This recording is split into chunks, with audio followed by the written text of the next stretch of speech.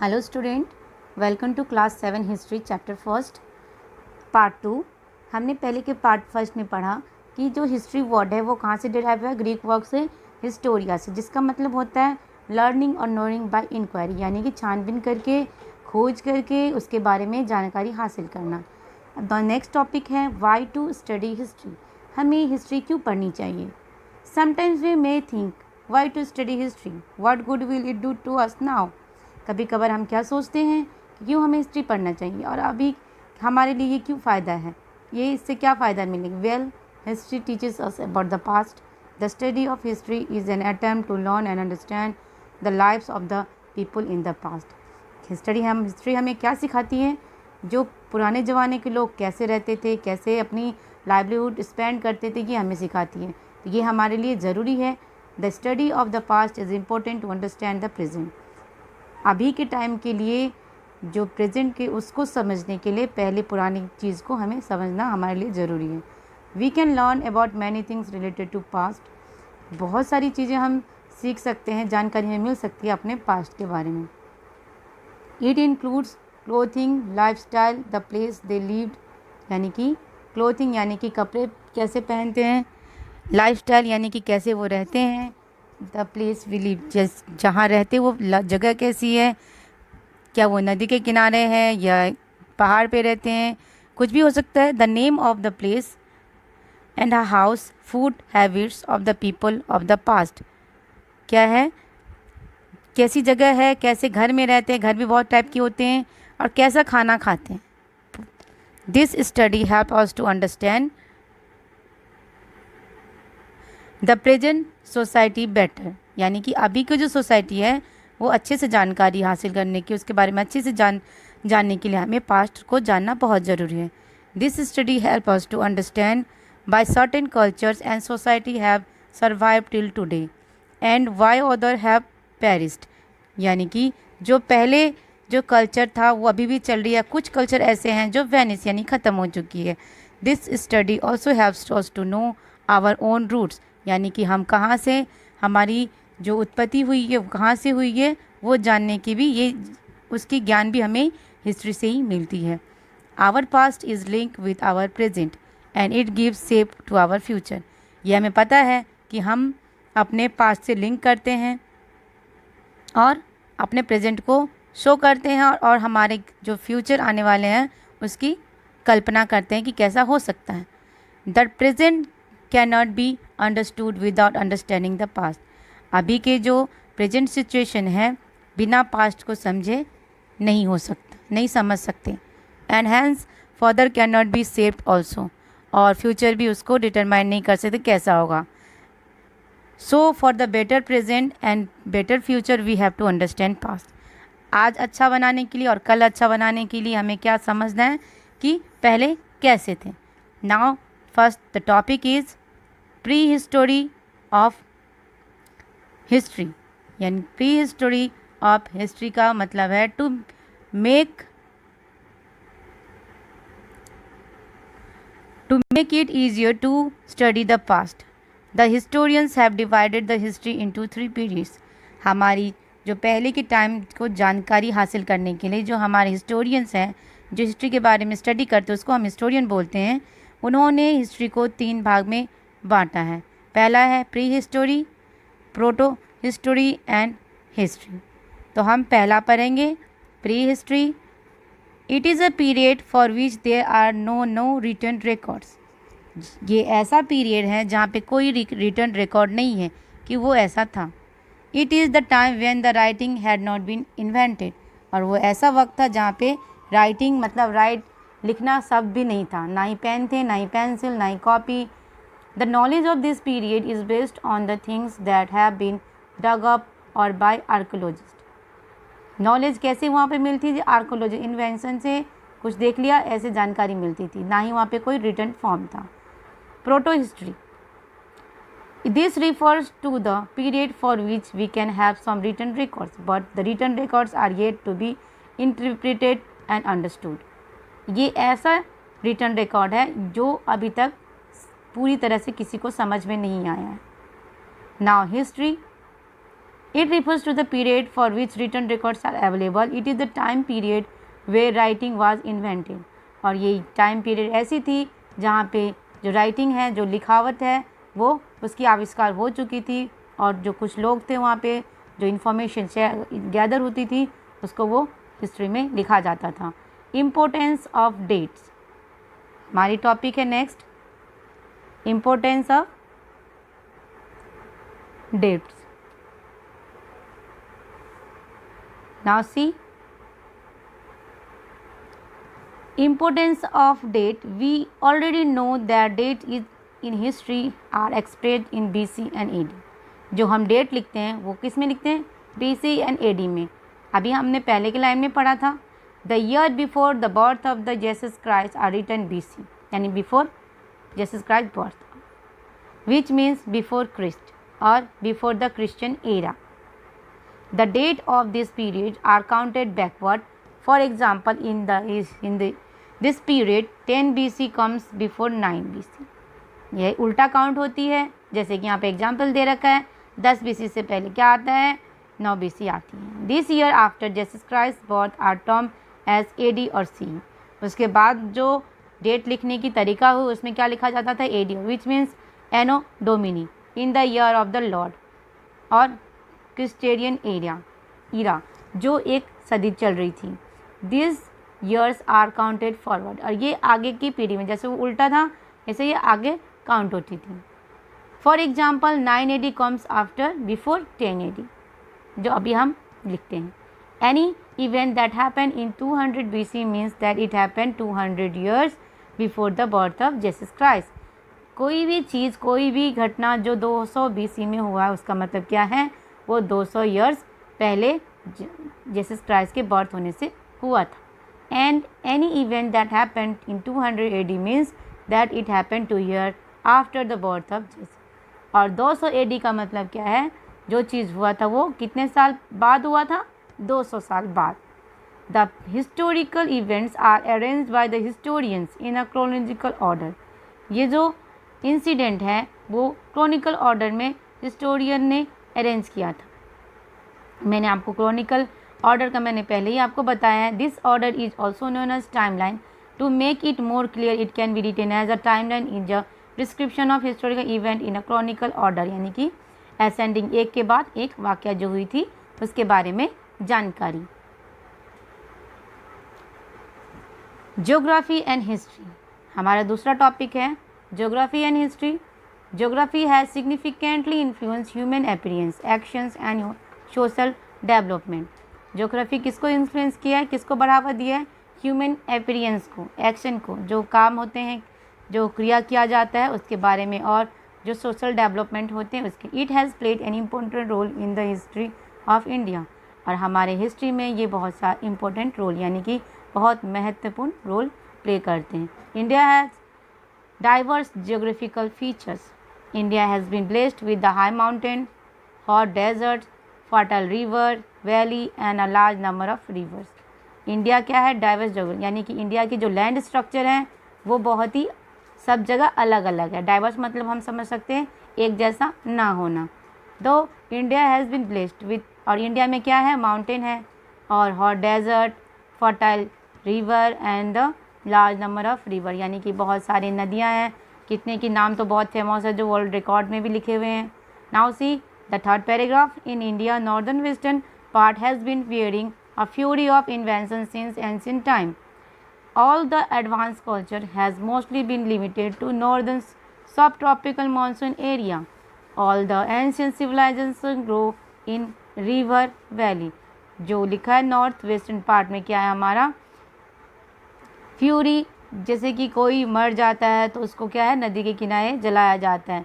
और सब tropical monsoon area and the ancient civilisation grow in the river, और जो नदी की जो महानता है, उसकी जो महत्वपूर्ण जो बातें हैं वो हमारे हिस्ट्री से बिलोंग करते हैं। Now the next topic is influence of geographical factor in India. हमारे इंडिया में क्या जोग्राफिकल फैक्टर को क्या इन्फ्लुएंस करता है? Geographical factor have greatly influence the history of India. Following are a few of the factors. कुछ हमारे point wise दे रखे हैं जो हमारे ज्योग्राफिकल फैक्टर को, जैसे इंडिया को बिलोंग करता है। Since thousands of years, India remained protected from the regular invasion from the north due to the Himalayas, but people used to pass it in the mountains as a route of contact. Route of contact यानी कि हज़ारों साल पहले क्या है, India regular invention from the north, Himalaya से बहुत contact, लेकिन वहाँ के जो लोग थे वो रास्ता यानी कि रूट कॉन्टैक्ट, रास्ते से चल के यानी कि पहाड़ से चल के कॉन्टैक्ट में आते थे। The passes in the Himalayas influence of merchants, traders, travelers, scholars and others come to India. These people brought new ideas, customs and habits that have been made our culture richer.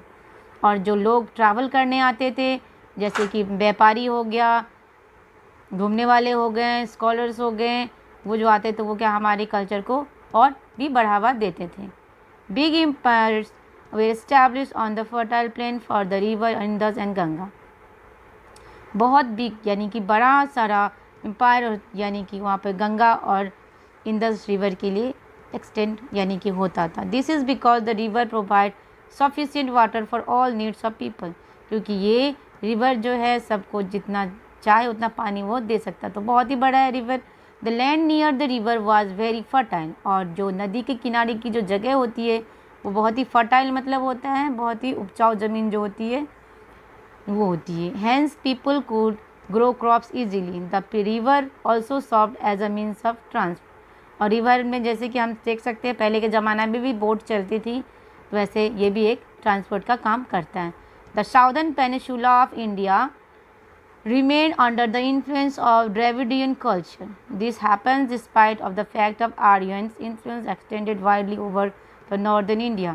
जो आर्यन थे वो northern India को बहुत ही influence करते थे। ये आर्यन का dynasty से हैं बिलोंग करते हैं, और ड्रेविडियन भी कल्चर उधर से बिलोंग करते हैं। The geographical region behind this was the Vindhyas stand between the northern and the southern part. और जोग्राफिकल रीजन इसका क्या है, जो बीच में जो मिडिल पॉइंट थी इसकी वो विंध्यास की वजह से थी। The endless geographical varieties of India have remained it colourfully intact. It gave India the best civilization and society in the world. जैसे कि हमारे जोग्राफिकल स्ट्रक्चर बहुत अलग है, सब अलग अलग लैंड एरिया हैं, इसीलिए हमारी जो सिविलाइजेशन है, जो सोसाइटी वो भी बहुत अलग है और सबसे वर्ल्ड में सबसे अच्छी मानी जाती है। हाँ, इम्पोर्टेंट सोर्स ऑफ हिस्ट्री, हमारे हिस्ट्री का सबसे महत्वपूर्ण सोर्स क्या है? There are many sources through which we can learn about our past. बहुत सारी ऐसे सोर्स हैं, बहुत सारी ऐसे जगह हैं जिसके बाद जिसके बारे में हम हिस्ट्री की जानकारी ले सकते हैं। These are broadly divide into two, literary and archaeological source. Literary और आर्कोलॉजी यानी कि दो भाग में बांटा गया, जहाँ से हम अपनी हिस्ट्री के बारे में जानकारी ले सकते हैं, क्योंकि कोई भी चीज़ बिना डिवाइड किए नहीं आता है। जैसे कि अगर हम उसको डिवाइड कर देते हैं, जो भी इंफॉर्मेशन आती है उसको दो पार्ट में डिवाइड करते हैं, that is literary sources and archaeological sources. पहला हम पढ़ेंगे literary sources. Literary sources refers to any written accounts on the different writing materials. ये जो है सोर्स वो क्या है, रिटन मटेरियल है, यानी कि जो रिटन फॉर्म में, लिखित फॉर्म में कि ऐसा हुआ था। In the ancient time before the paper was used, the book were written on the palm leave और the bark of birch tree. This were known as bhojpatra. Sometimes text were written on the sheep, leather and wooden table. अब लिखी तो जाती थी, लेकिन उस time क्या book और पेपर्स नहीं थे, वो कहाँ पे लिखी जाती थी? पाम लीफ पे और बिच ट्री पे, और उसका नाम क्या था? भोजपत्र। और कभी कभार ये जो सीप यानी कि वे जो भेड़ होते हैं उसके जो छाल यानी कि लेदर, उसकी जो स्किन होती है उसके ऊपर भी लिखी जाती थी। Some of the ancient text were written on the copper plates known as tamrapatra. These handwritten records of past in the form of books are known as manuscript। और ये जो रिकॉर्ड्स थी, ये जो लिखी हुई चीज़ें थी, उसको हम क्या बोलते हैं? मैन्युस्क्रिप्ट बोलते हैं। Literary source can be broadly divided into 3 part. अब जैसे कि पहले जो सोर्स ऑफ हिस्ट्री को 2 भाग में बांटा गया, अब जो फर्स्ट है लिटरेरी सोर्स उसको 3 भाग में बांटा गया है। पहला है रिलीजियस और scarce literature, secular literature, foreign traveller accounts. अब हम पहला पढ़ेंगे रिलीजियस और स्केर्स लिटरेचर। इसका मतलब क्या होता है? A large number of ancient manuscript of India are religious in nature. बहुत सारे जो मैन्युस्क्रिप्ट मतलब हमने पढ़ा लिखा हुआ, पहले के ज़माने की जो लिखी हुई चीज़ होती थी, जैसे जो लिप पे, पाम लिप पे या ब्रिज ट्री पे लिखी हुई जो रिकॉर्ड्स होती थी उसको मैन्युस्क्रिप्ट बोलते हैं। और हमारे इंडिया में पुराने ज़माने में बहुत सारी ऐसी चीज़ें लिखी हुई थी। Writing which deals with the religion are called religious literature. जो चीज़ लिखा हुआ था वो हम जो चीज़ रिलीजन से बिलोंग करता तो वो रिलीजियस लिटरेचर हो गई। The epic like the Mahabharata, Ramayana and the Vedas, Puranas, the Jain Buddhist text give us religious message. जो अभी लॉकडाउन में देखा है कि रामायण महाभारत जो चालू है वो पहले के ज़माने की हकीकत हुई वाक्य दिखाते हैं वहाँ पे। वो क्या है? रिलीजियस लिटरेचर है, जो हमें सिखाती है कि हमें कैसा बिहेव करना चाहिए, कैसा रहना चाहिए। सेकेंड में देखिए secular literature. Text which are not religious in nature are called secular literature. A few of them includes poem, plays, story, biography of kings, Vishakhadatta Mudrarakshasa gives us an account of Mayurian society and culture. Banabat Harsh Achit Rai deals with the achievements of Harshvardhana. Kautilya Arthashastra also comes under the category of secular literature. अब literature हम समझते हैं text जो religion से न belong नहीं करता है वो है लिटरेचर। लिटरेचर में कुछ भी हो सकता है, पोएम, स्टोरी, प्लेज, ड्रामा, किसी के जीवन के बारे में, बायोग्राफीज, ऑटोबायोग्राफी, उसके अकॉर्डिंग जो लिखी जाती है वो क्या है? सेकुलर लिटरेचर, अलग अलग के बारे में। नाउ थर्ड नंबर में हम पढ़ेंगे foreign travellers account. Many Chinese, Greek, Roman, Arab traveler came to India in the past. पुराने ज़माने में बहुत सारे ट्रैवलर्स आए थे इंडिया में। They left behind accounts of things that way they saw. और उन्होंने जैसा देखा वो अपनी लिखावट में वैसे ही छोड़ गए। A Greek ambassador to the court of Mayurian king Chandragupta Megasthenes wrote a detailed account of Mayurian rule in his book Indica. Chandragupta के बारे में जो मयूरियन रूलर थे उनके बारे में जो मैगिस्टर जो आए थे ट्रैवलर यानी एम्बेसडर, उन्होंने की अपने बुक में इनके बारे में लिखा है। बुक का नाम है Indica. Fine and Hiuen Tsang Buddhist pilgrimage came to the India from China and left accounts which describe the social, religious and economic condition in India during the visit. Hiuen Tsang जो Buddhist culture से belong करते तो वो India में China के तरफ से आए।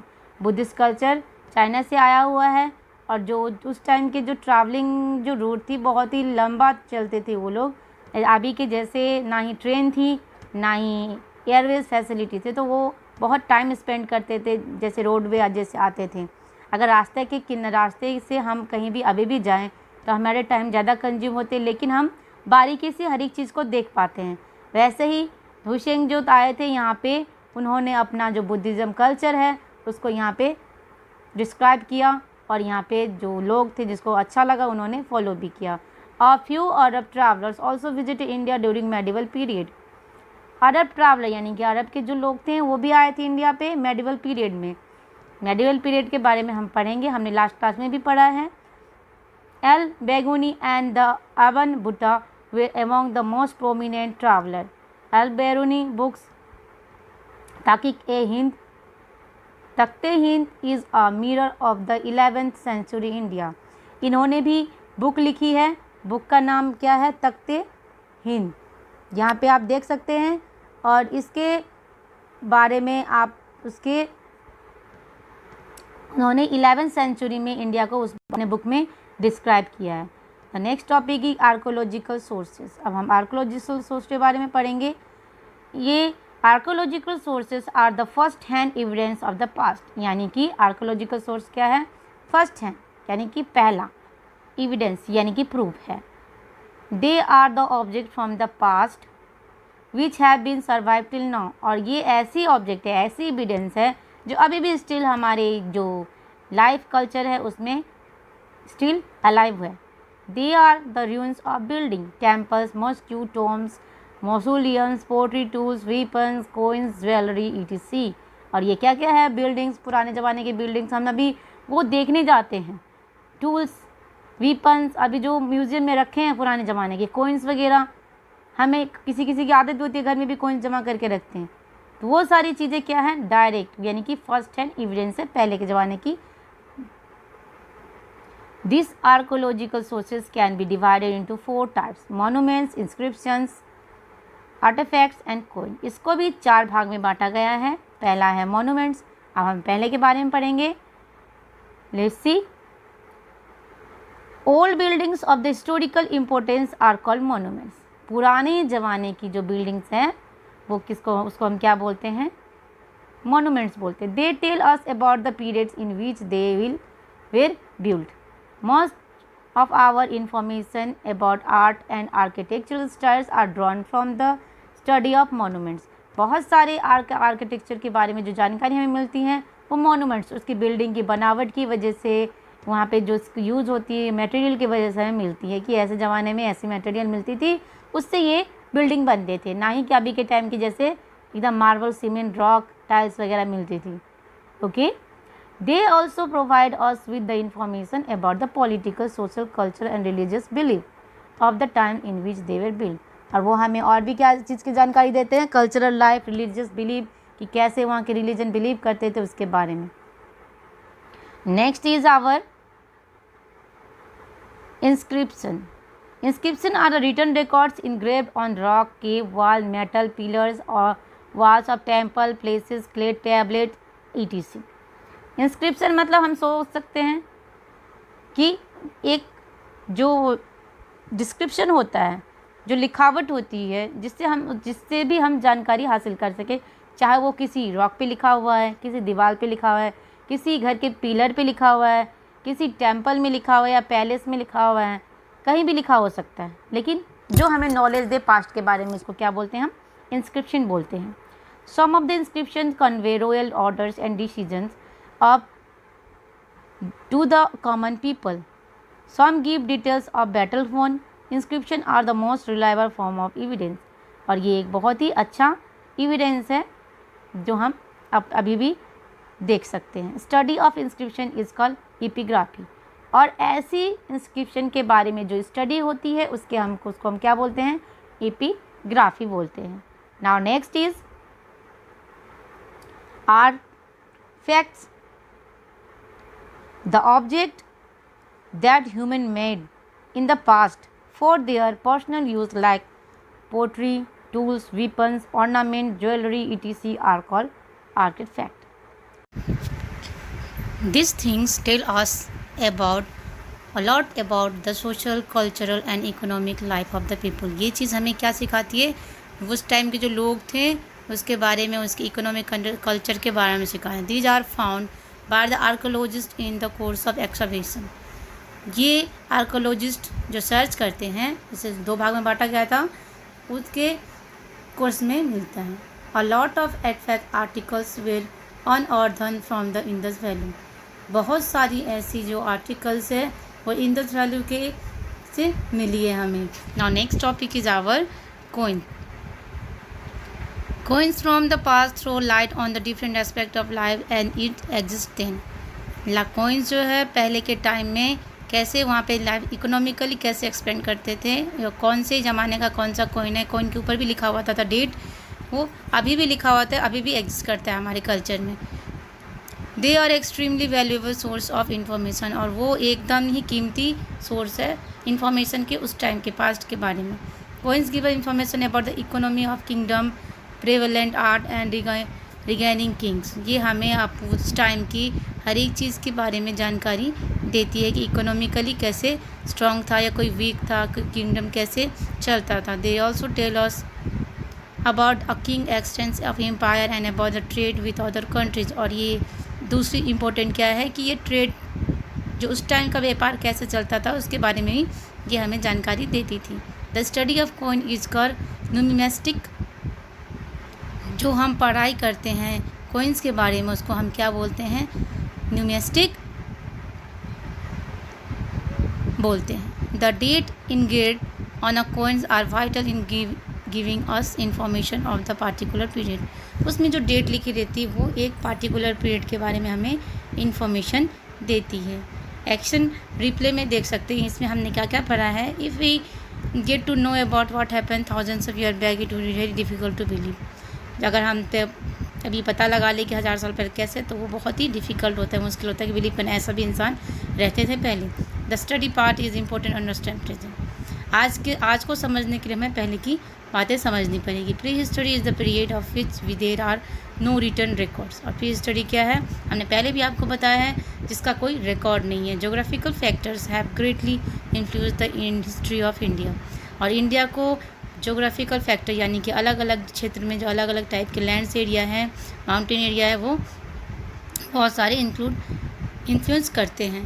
अ large number of ancient manuscripts of India are religious in nature. और जो मैन्युस्क्रिप्ट जो लिखी हुई है, चाहे वो पत्ते पे लिखी हुई, चाहे वो वृक्ष के पेड़ पे लिखी हुई, वो सब क्या है? एक हमारा रिलीजियस इन नेचर। हम कितने रिलीजियस हैं, पहले भी हम कोई चीज़ को ग्रंथ को फॉलो करते थे, ऐसा हमें जानकारी देती है। Thank you for listening.